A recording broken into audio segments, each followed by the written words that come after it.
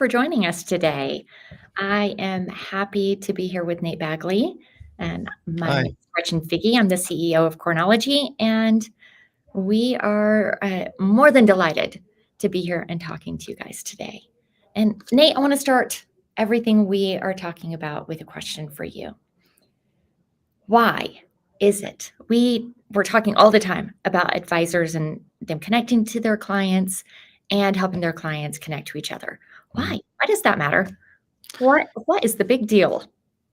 Yeah, I think that's a good question. I love, Simon Sinek says start with why. Starting with why is probably the best place to understand the motivations behind why we're doing this in the first place. I love it. So I think about there's that famous line that money doesn't buy happiness. Mm, And I think in this industry, the financial advising industry, the financial services industry, we put a lot of focus on the balance sheet. And we think that more is better. And in many cases, it is. That's the goal, is more. But I think it's really common in life to move the goalposts, to think like, oh, when I accomplish this goal, or when I have this much money, or I sell this business, or when I get this job title, or when we pay off our house, or when we have this much in our retirement account, then I'll be happy.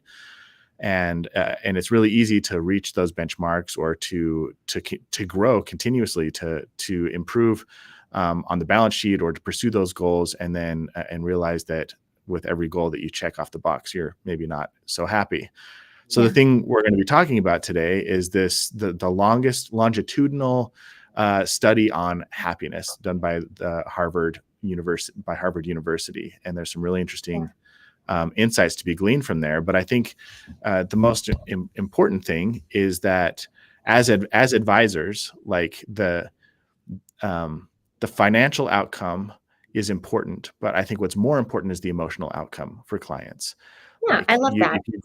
if you grow their bank account, but they don't feel more peace of mind, they don't feel a sense of satisfaction, a sense of happiness, if it's not resulting in a sense of connectedness, then are we really doing our jobs well? Well, And I and think let it's me a ask question that's you. worth asking. Yeah. Yeah, that's the question. Let me ask you, what if there was a way, Nate, that you could say, at the end of my life, I know that I was happy, healthy, content, and I lived as long as I could. Wouldn't you do it? Yeah. I mean, I think that's ultimately at the foundation of everything that we want. Yeah. So, I you already mentioned this study. Mhm. Harvard did a study. They Still started. doing a study. They are, yes. Um, Started in the 1930s. They call it the study of adult development. Dr. Robert Wallinger um, runs the study today, but it is an 85-year study on a group of humans, and what they've learned from that is phenomenal. So let me tell you a little bit about it because I am psyched. I have been talking about it for a while. I've been listening to all the different interviews that the doctor has done, and I think this is a very big deal for us as humans. Um, they looked at over 700 men.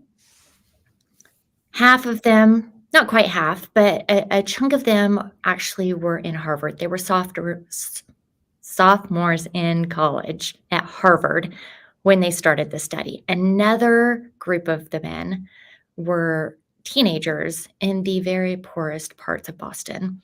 Mm. They didn't have anything, very, very underprivileged. Many of them didn't even have running water, right? Like, so vastly different groups of people. And they studied them over these 85 years. And they didn't just send them surveys. They didn't just like on occasion, every 2 years, they made contact. They looked at their brains. They did brain scans. They watched their health. They did assessments. They watched them interact with their spouses. Like these are in depth, long studies. These men also are all forms of wealth. They went from the very poorest to becoming wealthy. Some went from being wealthy to becoming poor. JFK was part of the Harvard group, which I think is very interesting. I think I saw that the Boston Strangler was part of the Boston group, which is also very interesting. Did you I know did that? not know that. No. So we have a vast group of people, and the number one walk away from this 85 years is, guess what? Do you want me to really guess? Because I know Yeah. the answer. Okay. I'll give you that. Don't guess. The number one thing they walked away with is, if you want to live longer, be happier, and be healthier for your life, have a good relationships. That is the number one indicator. So at 80 years old, they looked back at 50, and it wasn't whether or not they smoked, or if they had high cholesterol, or if they had a good job or a bad job, or money or no money. The number one indicator that they would live longer and be happier, good relationships. Mm. And so I do think that we need to clarify a few things in this, and that is, it doesn't mean just being with people. We understand that you can be with people and be lonely. You can be in a room. I've been there. I'm sure you have probably been there, Nate, where you feel completely isolated in a room full of people. Mm-hmm. It's not what we're talking about. And it doesn't mean you're married. You can be married and not and feel lonely. They are talking about having satisfaction in your relationship, and the indicator that you are going to have health issues, brain degradation, like potentially all the issues, loneliness. Loneliness is the killer and the worst part of health. And for me, I think one of the biggest, most terrifying things, 1 in 5 in America considers themselves lonely. Hmm. I think that is a tragedy. And I mention that because this is Men's Mental Health Month, and I think that we need to be aware that it is a big deal. Our highest suicide rate in America is among men from 35 years to 55 years old. And we want to be aware of that and do anything we can to help it. So, and I think this study gives us an insight to addressing that. Yeah, I love. I'm going to throw another quote up here on the screen, but I love this quote. Just to reiterate the point you just made, it's not the number of friends that you have, and not whether or not you're in a committed relationship, but how satisfied you are in those relationships that matter. And so I think it's worth having a conversation about how do we create those satisfied relationships, and not just that, but like, what role does a financial advisor play in facilitating that type of satisfying relationship? Absolutely. It is your fiduciary responsibility. Does it include the well-being of your clients? Or is it just like, is your responsibility only to make them as much money as possible? Or like, if you really have their best interest in mind, are there things that you could or should be doing to help them be living more deep and meaningful and connected lives, so that they can experience the happiness and peace of mind that they're seeking, and not just a full bank account? And I would argue that yes, it is within it does fall under that fiduciary responsibility to have your client's best interest at heart, and really understand what actually does make people happy. And if there are resources or things that you can do to facilitate that increase in quality of life or satisfaction and fulfillment in life, then that's something that you should be doing, that you should be helping your clients achieve. Yeah, I think that is a huge heavy lift. I think when we're talking to anyone about helping other people be happy, that it feels absolutely huge and overwhelming. I do think that sets advisors apart when you care about the human. And to care about the human, when you understand the study, means to care about their relationships, your relationship with them, and their relationship with their family. And if you just even look financially at families, like, when the family is intact and healthy, they are financially healthier also. It's Yeah. not just mentally they're healthy, they're financially more healthy. Yeah. And it plays on itself. It's like this great spiral of upward um, benefits instead of potentially the other way around. Yeah. And I think it's worth pointing out, Gretchen, that um, caring about your clients is only part of the solution. I think most advisors probably do, care about their clients. They're not uncaring. I think what we really need to hammer home is, how do you show your clients that you do care? Like, Yeah. what are the types of things that you do on behalf of your clients with their best interest in mind that demonstrates that you care? And there is research that shows, I might have to go through and find it. I can pull the slide up later, but there's research that shows that oftentimes what clients want from their advisor is not the same as what the client offers. And more importantly, clients or advisors often perceive that they are providing there's a great example is a survey I recently read that said that it's something like 80% of advisors believe that they are willing to engage in talking about a client's values and what's most important to them, and making sure that their investments align with their values.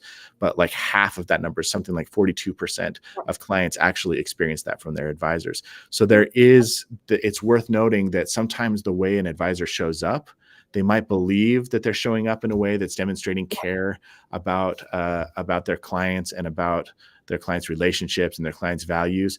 But if the client isn't experiencing the same thing that you're intending with your work, then it doesn't matter how much you feel care for them or how much intention you have to care for them. If they're not experiencing the care the way that they need it, then they're not going to get the value. So it's worth asking that question.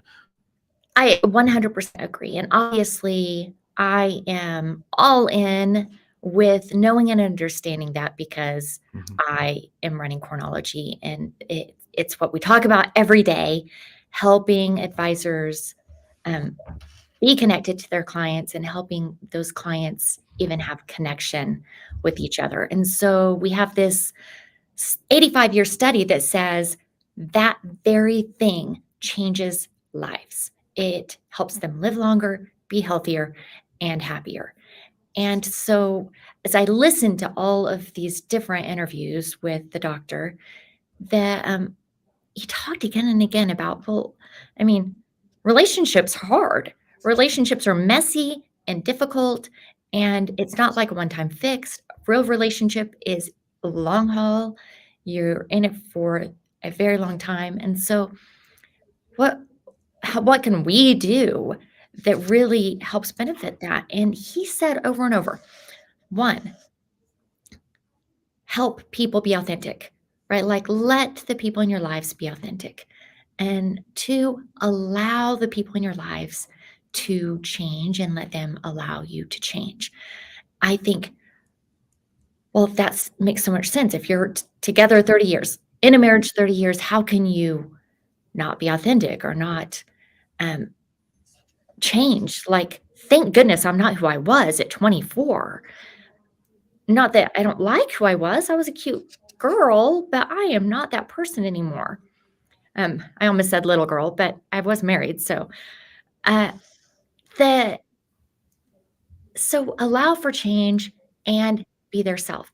Well, I love so much that we have this tool that sends an assessment and finds out the very core of who they are, their core values. You can't help but be authentic when you are telling these are the most important things to me. And it's quickly gained through an assessment. And then secondly, we allow you to do this on a regular basis, because core values change with life experience. It is an indicator of big life changes, and it lets you reveal that you're changing. And so we're giving a tool to advisors to get those 2 core things that he talks about over and over easily and accessibly on a regular basis. Is that what you are thinking about, Nate? Are you thinking about other ways that our assessment, Cornology, helps in developing these relationships? Yeah, I'm more thinking about just the struggles that men face with being authentic. That was the first point you brought up. Yeah. And I think about the conversations that I have with most men, and I think this is a pretty universal experience. It's like if you get together with friends, mostly what you talk about is like, Marvel and Star Wars or sports or I don't have a maybe problem talking about Marvel and Star Wars. They're fun. yeah, Come on. yeah. That doesn't Where you get talk you about or you talk about your favorite sports team or your fantasy league, or maybe you talk about work. But I think it's pretty common for men to have friendships that ride that surface level. Where when I think of the word authenticity, I think about bringing your whole self or even like your heart into a conversation and into a relationship. And when the majority of your conversations and the time that you spend together is kind of spent on the surface, on the veneer of just kind of like what's happening in the world, and what movies have you seen lately, and like what are your hobbies. I don't think you're really getting to the core of who somebody is, even if you're just talking about finances, which is the type of conversations that advisors are going to have pretty regularly with their clients. Like, I Yeah. think you can get maybe a little bit better idea of what's important to somebody when you talk about their finances. But looking at a balance sheet can only tell you so much. And there's a phrase that I picked up a couple years ago with some friends, and we use this often, but we talk about soul talk, like Mm. having conversations that are at the soul level, and like really kind of digging in and trying to deeply understand um, a person and who they Yeah. are, I and love what's that. really important to them. Well, And I don't think I don't I think that the type of authenticity that fuels the type of connection and relationship that brings happiness, it does have to go deeper. I think it does have to go deeper. And I so agree. if there's a way that we can facilitate that deeper connection and that deeper understanding, and make being authentic easier, or more accessible, I think that's a really beautiful thing. And that's why I personally, like you were just talking about the chronology assessment, I think that that's like a beautiful first step into really helping somebody be authentically seen and known and understood. I think a lot of men hide behind those surface level conversations because they're terrified of being rejected. They're terrified that if somebody sees all of them, they see the good and the bad, and they see their desires and their hopes and their dreams, that they will be like unworthy of love, or that they might be like they might think differently of them. They might judge them for those things. And I think that when you talk about values, it's a really good entry point into to understanding somebody on a much deeper level that feels much less threatening, and provides this really simple gateway into like who a person is and what's driving them. And we talk a lot about understanding the stories behind values, and Mm. those stories are oftentimes, I mean, almost universally the most important stories that people have experienced in their life. And there's something really powerful about sitting down with somebody, hearing them share their core values with you, and then sharing one or two of the stories that has kind of shaped their character or their lens around the world, or how they view themselves and what's most important to them. It's a really beautiful experience. And I feel really fortunate as a man to have relationships where those types of conversations are possible.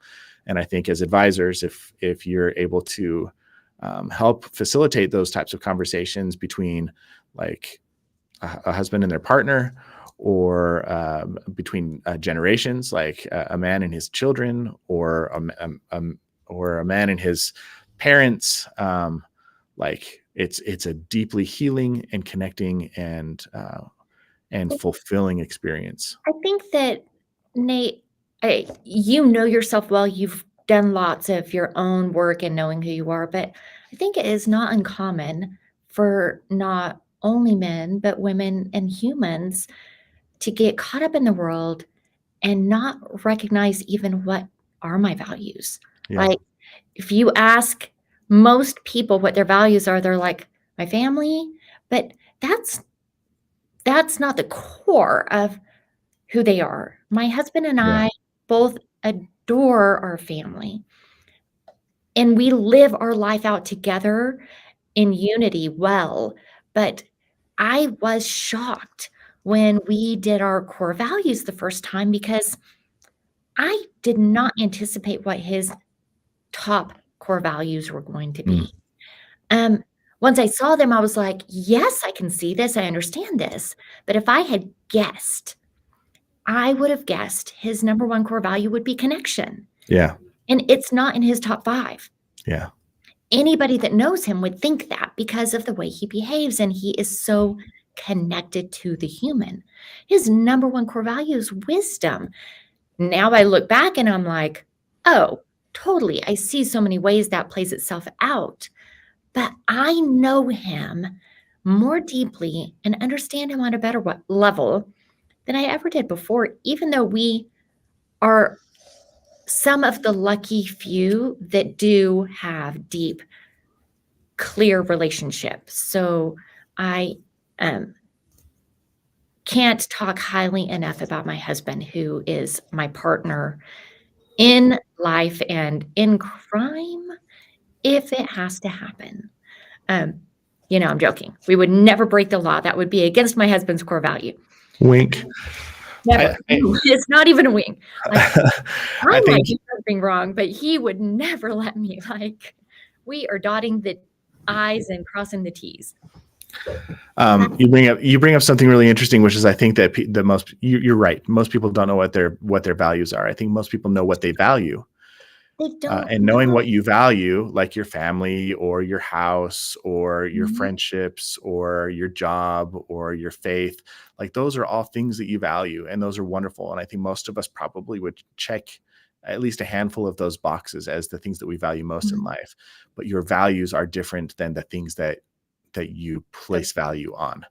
Yes. And most of us don't even have the vocabulary to like sit down and think about like what are all the values that I could choose from, and then of those values, which ones are most important to me, and of those that are most important to me, why are they so important to me? Like making that decision is really, I don't think it's possible to really understand your values unless you go through a process Mhm.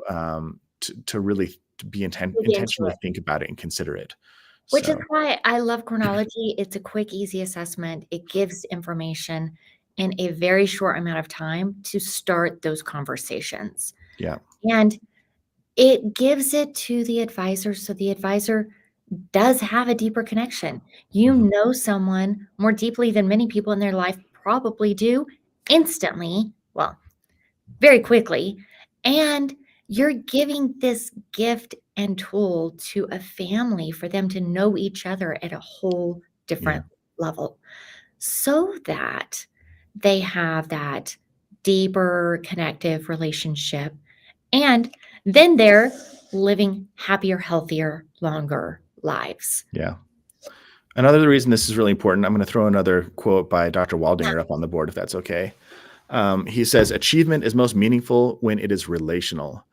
When what we do matters to other people, it matters more to us. Mm, I think this plays into the same conversation that we're having is helping your clients accomplish goals is great, but helping them understand how those goals are benefiting the people that they care about the most and how it's going to positively impact them now and in the future, and how the sacrifices that they've made and the sweat and the blood that they're putting into growing their legacy, like that I think brings a certain level of fulfillment. So there's the relational aspect of like having deep connected relationships, but there's also the purpose aspect of like really understanding how your efforts are benefiting people that you truly care about. And I think that's just another reason to do this type of work with clients, is to mhm, clarify, and so you can make the connection. There's a lot of conversation right now in the financial planning space about personalizing planning. And what I think this is another area where there is a little bit of a discrepancy between what when advisors hear the word personalized plan, and the clients hear the word personalized plan. I think they think of two different things. I think advisors think of like having a plan that's customized, that's bespoke, that's like you're sitting down and running the numbers and configuring my plan differently than you would configure anybody else's plan.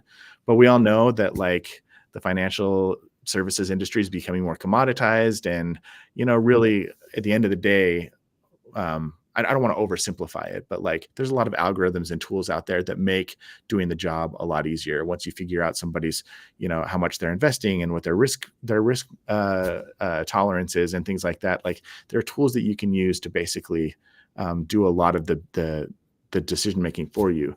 What I think clients are thinking of when they hear the words personalize my plan is show me how the plan that you're creating is connected to what I care about the most. Yes. I don't think they care as much about having a bespoke customized plan. I think what they want to see is how does this benefit Johnny and Susie, or how does this make it so that I can retire in the Bahamas at a What's certain in it age? for me? Yeah, like how For does me, this connect to the the legacy? same as, yeah. I really care about, building schools in Africa, and like I really want to leave a lasting impact there. Like talk to me about these things that are really important to me, and how the plan that you're creating will inform and invest in those things that matter most. Nate, I'm going to yes and you. Yes, and in addition to that, sometimes we as people and families need to go through a process to even know what is our why. Mhm. And giving these tools to the family to go through a process of saying, what are my core values? Why does this matter to me? What is important to me? Is part of the process to maybe having the exact same plan that you would have offered, but now they have buy-in, because so often part of the success of the plan is the buy-in from the client. Yeah. And when the clients have buy-in and are connected, understand it, then together you're going to be more successful. Yeah. There's can I give you a pop quiz now?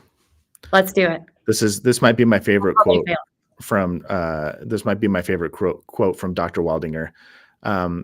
And I'm not going to give it away, but before I show it, what do you think he says is the most precious asset that a person has? I have no idea. I would say connection, smile, intention, time, Close. Yeah. You're like right on track. right? So Like, in his book, he talks about the most precious asset we have, and it's your attention. Your attention is the most precious asset, and deciding how you invest in it is one of the most important decisions you can make. The good news is you can make that decision now and in each moment, and in this moment, in each moment of your life going forward. I And love it. I've been thinking a lot about that lately. Like, where do I place my attention? Am I present? Like when I'm with my kids, am I with my kids? When I'm with my wife, am I with my wife? When I'm with my coworkers at work, am I focusing on work, or am I distracted? Am I focusing on other things? And I think there's an element of satisfaction that comes with knowing what is most important to you, and then resourcing your attention accordingly. And this plays into this conversation, Gretchen, of 100%. yeah. A lot of people don't know what's most important to them. They just don't know. And this is a quick, easy, simple way to find out and empower your clients to know this information and reap the benefits of giving this to your clients, reap the benefits of knowing it yourself, and reap the benefits of them recognizing you care enough to give them a tool for their family. Yeah. So we are running out of time, and I want to do a big wrap up, because first and foremost, Men's Mental Health Month, I think it's very important. I don't want to let that go. And so we care about the mental health of men, and we want to make sure people are aware that we can do things to help our psychology and help the men in our world. Dr. Waldinger wrote a book. His book is called The Good Life. I recommend it. If you don't have time to read a book, I recommend watching his TED Talk. It's a decade old, but it's still same pertinent information. I recommend watching that.